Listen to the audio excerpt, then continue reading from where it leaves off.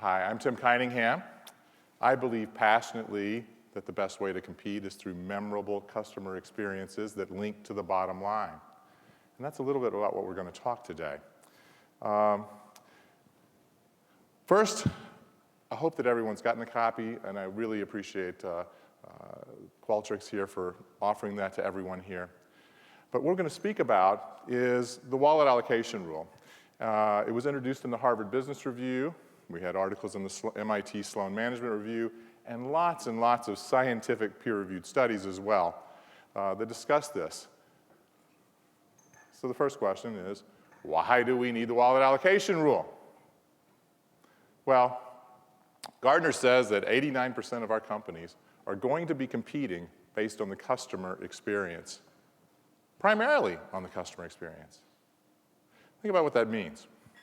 What they're saying is the product, the price, all those features that we normally think of in our marketing mix aren't going to be the most relevant piece. It's going to be how the customer feels about the totality of the experience.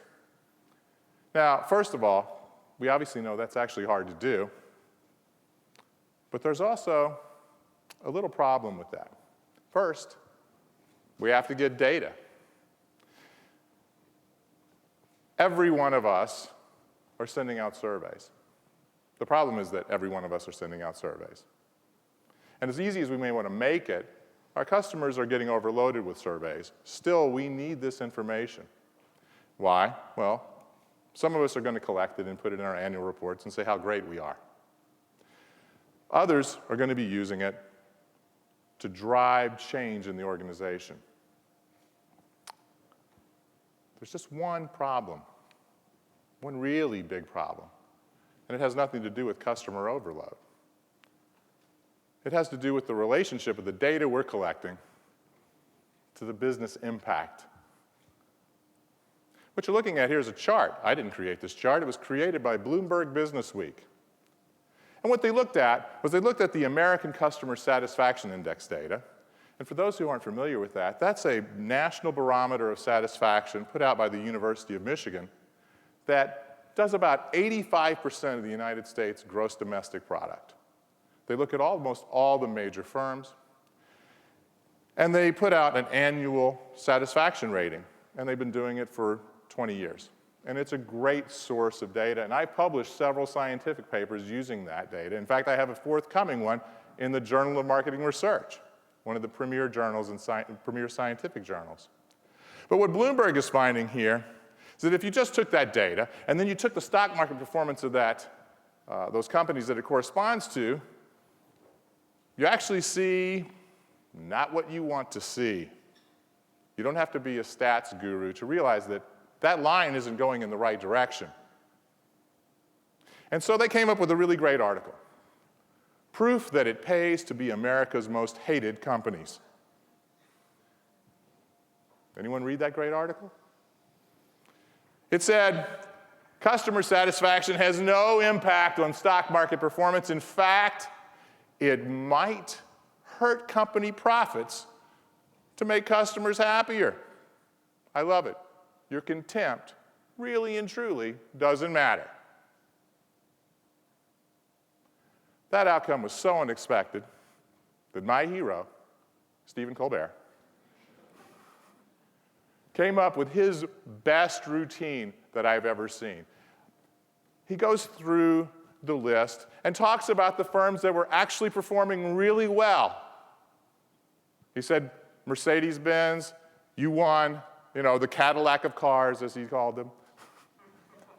But it was worthless, because the big winner was Time Warner Cable, which actually had the lowest satisfaction ratings measured. But their stock improved 400 and some odd %. Now, it's funny for us. It's not so funny if we try to explain it to our bosses. And so Stephen did his natural stick, and he proposed 3 really wonderful things that could happen to get American corporation scores right in the toilet and make us competitive again. I can't repeat them. It is a mixed audience, and you never know what could be said. But if you want to see it, it's easily available and very, very funny. You see, the problem we have is something that nobody tells anyone. And I bet no one in this room is telling their bosses this, and they may not know this either. On average, knowing a customer's satisfaction level or their net promoter score explains 1% of their variation in their share of spending. Think about that for a second. I know most of you are probably saying, that can't possibly be right. Oh, it's right. Knowing a customer's satisfaction level explains only 1%, meaning that 99% of what is going on in terms of how they divide their spending among the brands they use is completely unexplained by the metric you're tracking. Now, I had a client who was trying to tell me that I was crazy. He said, "You're wrong. I know you're wrong." And he's just peppering me with how wrong I am.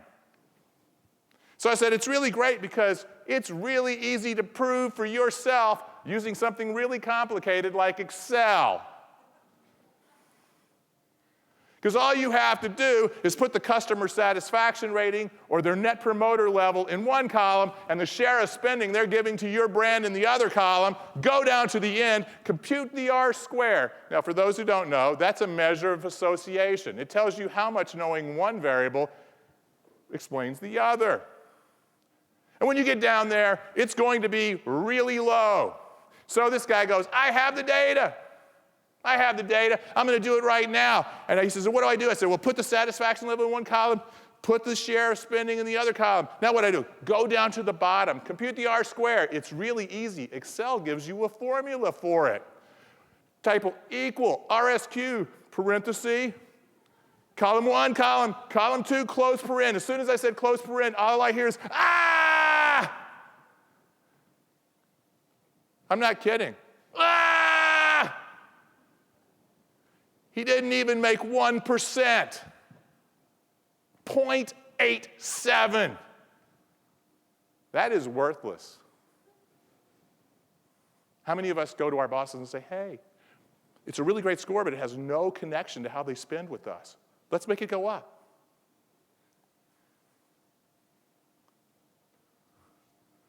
Now, given that it is so easy to prove that it doesn't link, why does everybody believe that it does? Well, the first thing is we want to believe. We want to believe that higher scores equate to higher spending. It fulfills the way we think the world actually works. But there's another problem. And it's caused by bad presentations of data. You see, anyone ever seen anything like this one that says, happier customers spend more than unhappy customers?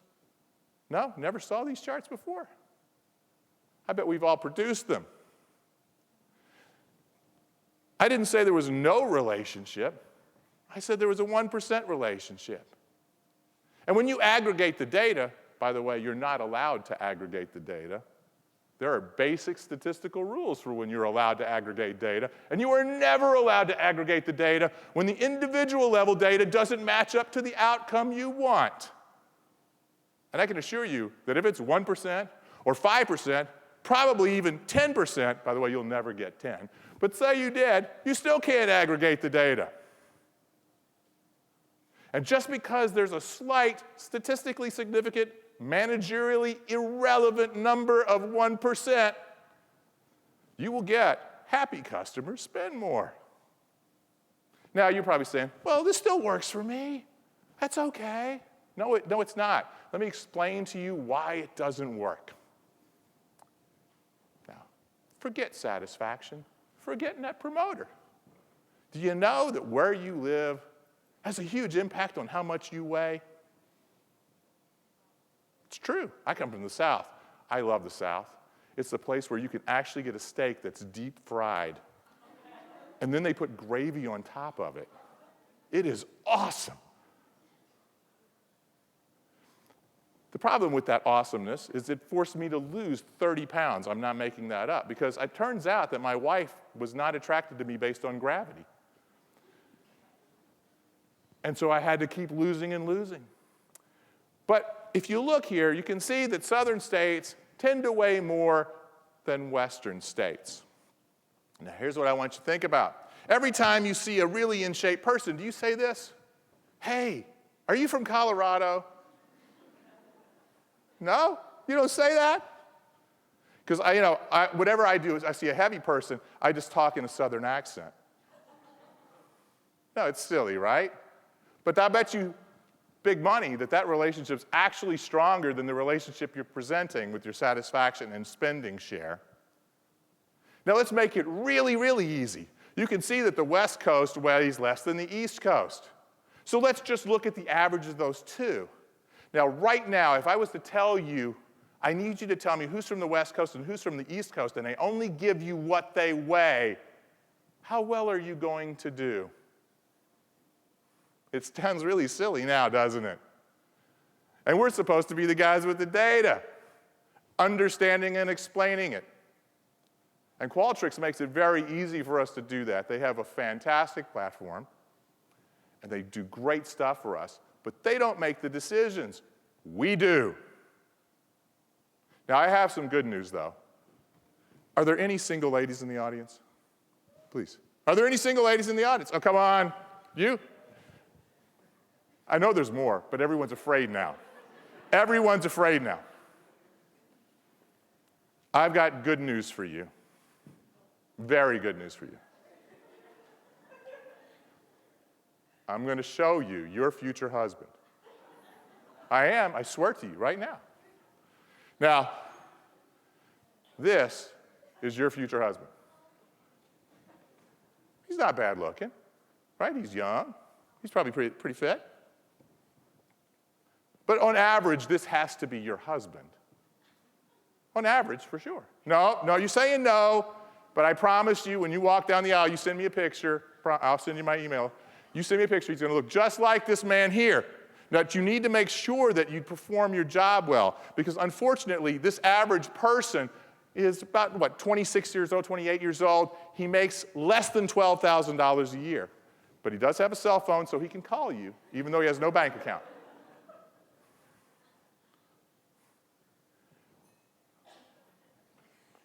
You're welcome. Now, the funny thing about this story is we all know how silly that is. But that's what we're doing when we try to force fit everybody into these really broad categories that don't truly explain their behavior. Now, I really loved the explanations prior from the product team where they were saying things like, this person's going to get really angry because it's not relevant to them at all. What's he saying? Make sure you target really, really well and understand that customer really well, because none of us are average, except him.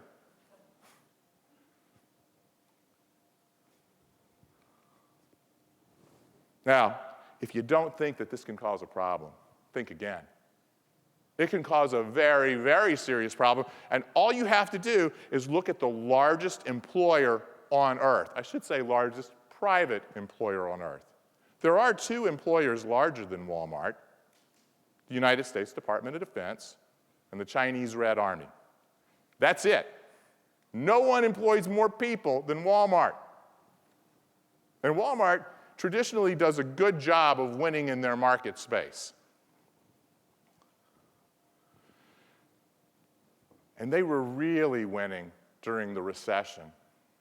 They had all their competitors on their heels, and they were losing.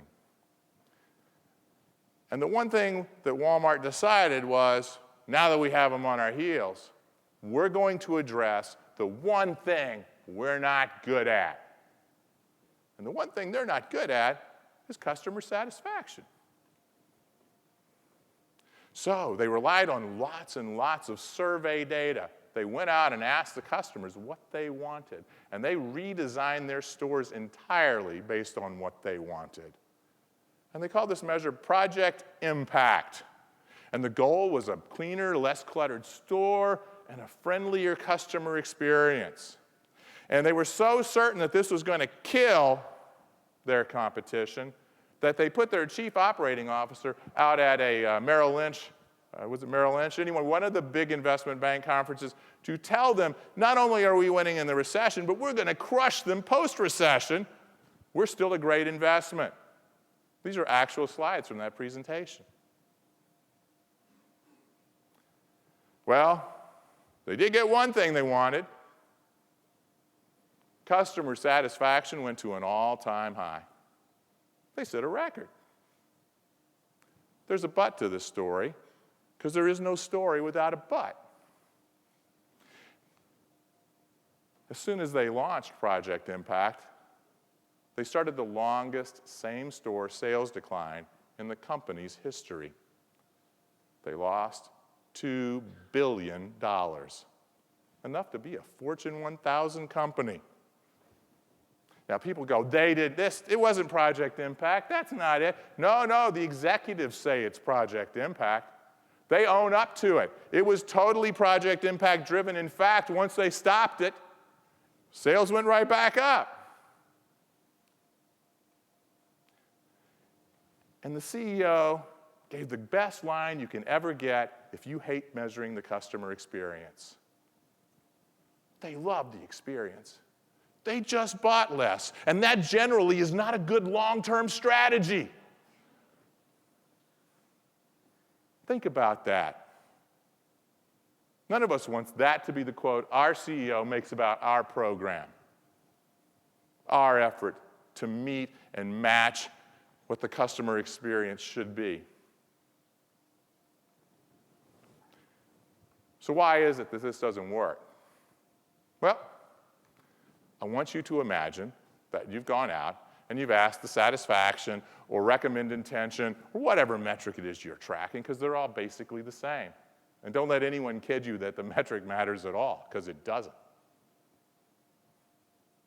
And so it's on a 0 to 10 or a 1 to 10 scale, and you get a customer and they give you a 9. How many of you all have 9s as bad scores in your system? Anyone? No? It's a good score, right? 8 could be a bad score, right? But 9's always good. Well, let's just imagine you only have these two customers, Janet and John, and they both give you a 9, but they also use two competitors. We'll just call them A and B. Now, is the 9 so good for both of them? You see, for Janet, you can see that you're not her preferred brand, even if you did classify her as a promoter. In fact, you're tied for last. Whereas with John, you're the clear first choice. And when you're the clear first choice, you get the biggest share of wallet. And that is the problem. It's rank that matters. There's actually a very simple formula. It's in the book. It's in the HBR article. It's extremely public, where it says that I only need to know two things to actually predict share of wallet. I need to know the rank that my brand has vis-a-vis the competition, or I should say the competitors they also use, and the number of competitors that they use. And once I know that, I can predict with a high degree of accuracy how much of their share of spending comes to my brand and to each of the competing brands they also use. Now, it's been extremely validated. There are numerous studies, very large-scale studies, that prove it, all in peer-reviewed scientific literature, not some anecdote. And by the way, although we introduced our piece in the Harvard Business Review, it's important that everyone know that the Harvard Business Review is not a peer-reviewed scientific journal. Just because you see it there doesn't make it true. It's a great journal. I love publishing in there. But I always support my work with a peer-reviewed scientific study that proves that it actually works. What you're looking at here is the predicted share of wallet on the x-axis and the actual share of wallet for the firms on the y-axis. And you can see they pretty much line up, which is a lot better than 1%. And the great thing, there is some really good news. It doesn't matter which metric you use. Whatever metric you're using, you can continue to use to choose and make rank, or I should say, to decide what the rank is that your brand is vis-a-vis the competition. And that's a big deal. Because you don't have to go back in and say, well, our measures are wrong. Your measures aren't wrong. They're just incomplete. We measure as if there's no competitive alternative. And we do not put our metrics in competitive context. And as soon as we don't do that, we get the wrong answer.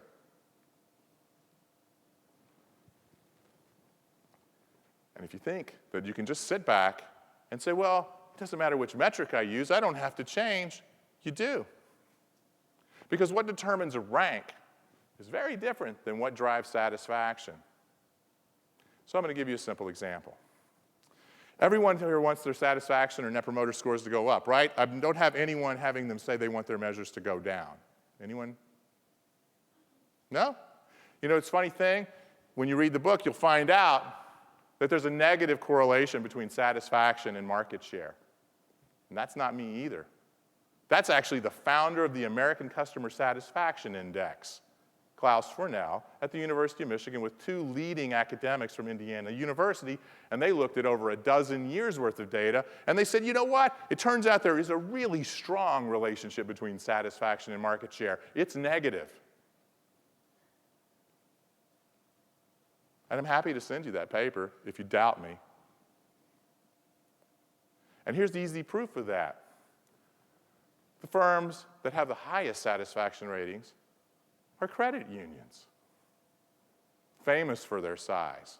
In fact, when they announced it at the ACSI, they even put it in the title of their press release. Small, better than big. No kidding. So, large-scale study of satisfaction for credit unions.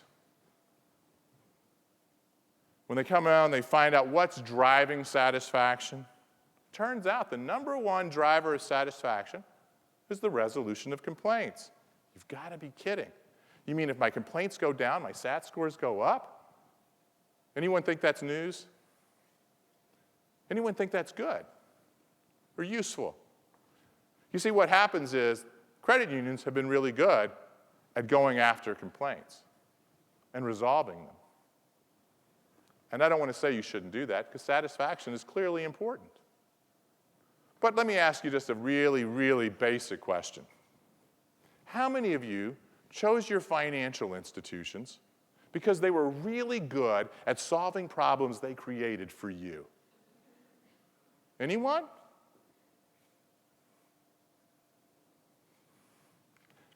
The #1 reason people actually go to a credit union, when you look at what drives their rank, is that they have low fees. In fact, they have no fees. They're nonprofits. That's the point of their existence. They're less expensive to use than a bank. They charge low or no fees. They pay higher interest rates on your deposits, and your loans tend to have a lower interest rate than a bank. Think about it for a second. If I went to a bank and I said, you're competing with people that have lower fees than you, they pay higher interest rates, and when you do a loan, they're almost guaranteed to be less expensive than you. What are they going to say? Oh my God, right? How am I going to compete? Yet market share is totally dominated by the guys who have higher fees, right? So why would any credit union member go to a bank? And by the way, the majority of them do. I'm open for suggestions. Anyone want to guess? Why would you go to a place that's more expensive? Well, the service is much, much better at a credit union. Remember, that's why the satisfaction is what it is. You see, the problem with being small is that you're small. Credit unions don't have a lot of access. And they also have really crappy internet banking. And it's really tough to be a customer in today's financial services world and not have a decent internet banking opportunity.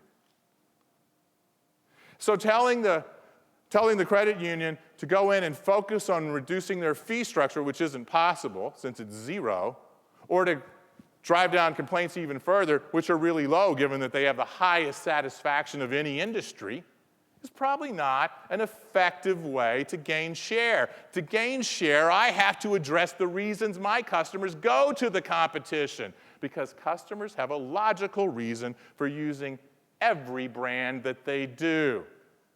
And if your goal is to gain share of wallet, you have to stop being just focused on you. You have to understand why they come to you, why they go to the competition. Do I have an opportunity with why they come to me to make it even better? And if not, how do I minimize their need to go to the competition? And until I do that, I will never have the relationship I want between the metrics I track and the behaviors I actually want to have. It sounds really logical, doesn't it? Which is why I always find it amazing that anyone would say, hey, we have a loyalty expert, because I've just said something that sounds like Business 101. But I want to end by remembering what our job is.